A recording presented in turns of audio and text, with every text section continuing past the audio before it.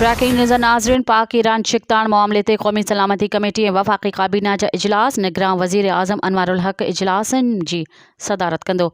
वफ़ाक़ी काबीना इजलास वज़ीर आज़म हाउस में मंझंदि 2 वॻे ऐं क़ौमी सलामती इजलास 3 वॻे थींदो।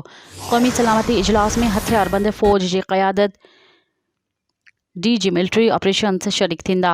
ब्रेकिंग न्यूज़ नाज़रीन, जेका हिकु दफ़ो ॿीहर दोहराईंदा हलो। पाक ईरान चिकतान मामले ते क़ौमी सलामती कमेटी ऐं वफ़ाक़ी काबीना जा इजलास निगरान वज़ीर आज़म अनवारुल हक़ इजलासन जी सदारत कंदो।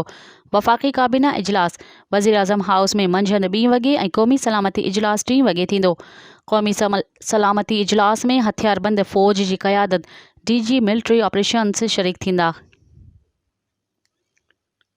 मज़ीद ख़बरनि ऐं तफ़सीलात लाइ विज़िट कयो असांजी वेबसाइट www.awamiNewsHD.com ऐं ॾिसंदा रहो अवामी न्यूज़ HD।